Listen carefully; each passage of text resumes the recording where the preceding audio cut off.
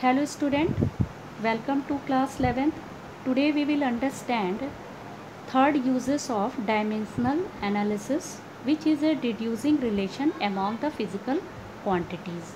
तो इसमें आपको एक न्यू फार्मूला डिराइव करना है with the help of dimensional analysis.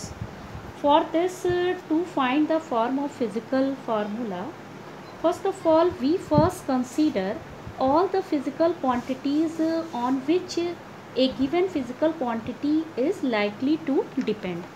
तो इसमें जो आपकी गिवन क्वांटिटी है हमको ये कंसीडर करना है कि दूसरी जो अनदर फिजिकल क्वांटिटी इस पर कैसे डिपेंड करती है, इनके बीच में एक रिलेशन इस्टेब्लिश करना है.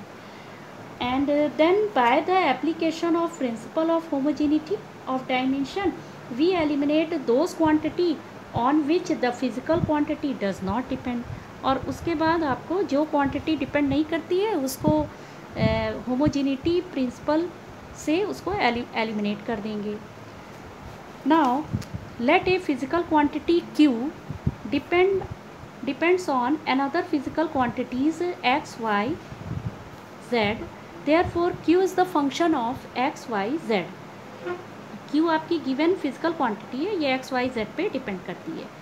तो Q is proportional to x की पावर a, y की पावर b, z की power c. A B C जो है वो एक्सपोनेंट है, इसको आपको कैलकुलेट करना है.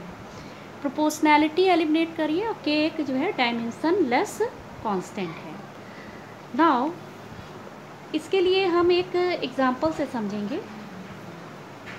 The time period of oscillation of pendulum depends on its length, acceleration due to gravity g and mass of bob small m. So using the method of dimensional analysis, t आपकी क्या है, ये given physical quantity है and t is a proportional to mass पे depend करती है, length पे depend, mass of the Bob पे डिपेंड करता है, लेंथ पे और ग्रेविटी पे. तो पेंडुलम आपका ये पेंडुलम है और ये बॉब है और ये इसकी लेंथ हो गई और बॉब का मास m है. तो इन चीज़ों पे ये डिपेंड करता है टाइम पीरियड. तो अब इसमें substituting dimensional formula of each terms of left and right hand side of equation. तो होमोजेनिटी यहाँ प्रिंसिपल यूज़ करना है, इसका डायमेंशन लिखना है आपको सबका. तो टाइम का डायमेंशन क्या होगा, टाइम का t है, तो इसको डायमेंशनल फार्मूला लिख लीजिए m0 L0 t.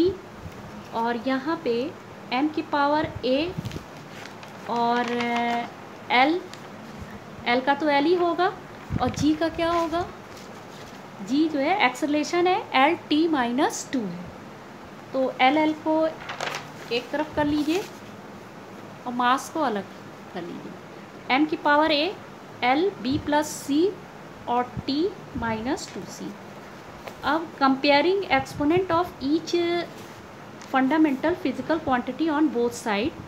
तो दोनों के फंडामेंटल क्वांटिटी को आप कंपेयर कर दीजिए. तो यहाँ पे देखिए ये m है आपका, मास है, तो मास के लिए हम लोग ये कैपिटल M यूज़ किए हैं यहाँ पे. तो m is equal to a की पावर क्या हो गया, 0 हो गया.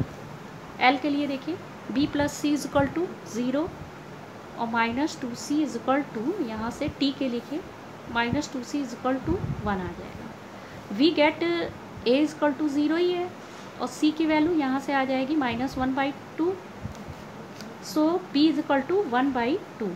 तो जो भी a b c की वैल्यू जो आपने कैलकुलेट किया है इसको आप यहाँ पे इक्वेशन फर्स्ट में पुट कर लीजिए. We have t is equal to k under root l upon g.